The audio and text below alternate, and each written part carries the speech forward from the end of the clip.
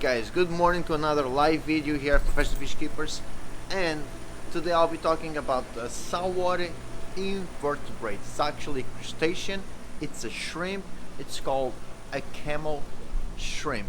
It's a very easy organism to be kept. You can have them in small tanks, large tanks.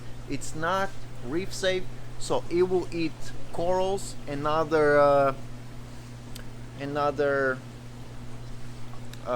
cnidariums like anemones, so they will eat those ones. So you have to be very careful.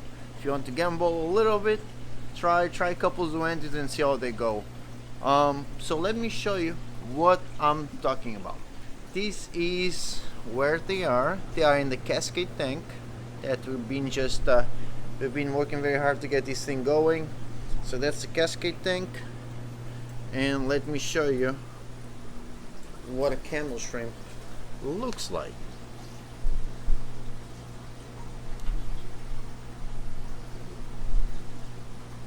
Oh, actually, we can do this.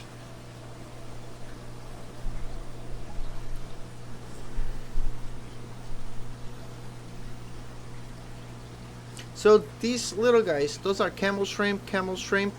This is a peppermint shrimp. So they look similar, but the thing about the camel shrimp, they have that little hump in the back. So that's why we call them camel shrimp. These guys in the wild, they live in big groups actually. If you're getting one, I'll probably get a couple, 2 or 3. So you have a little group. Like I said, they're great for small tanks. They are hardy, peaceful. Avoid triggers, groupers, snappers, stuff like that will eat them. And like I said, they're not really reef safe, so you have to be careful. They are carnivores, scavengers, so whatever food you feed your fish, they will eat it. Whatever food is left over, they will eat it. So like any other shrimp, they're very sensitive to pH and salinity swings.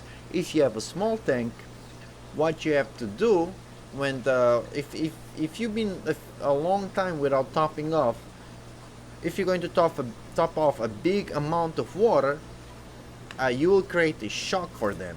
So when you adding the RO water, buffer that RO water, so you bring the pH up and add the water slowly.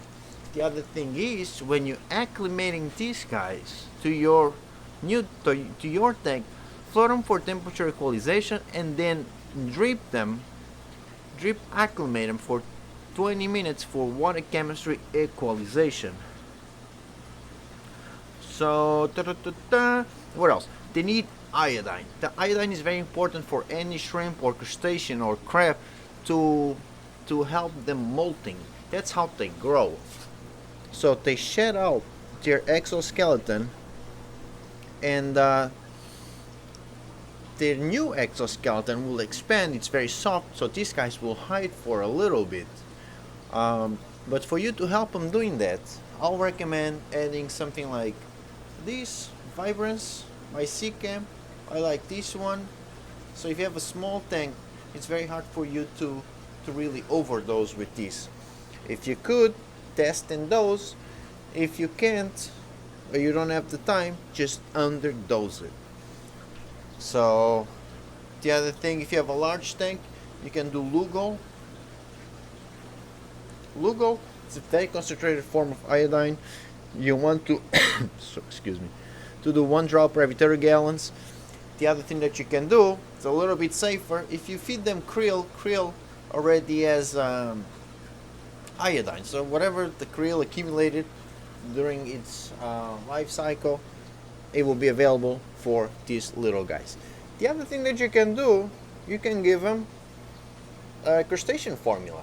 It's already pellets designed for crustaceans, like those guys. So that will help them mold.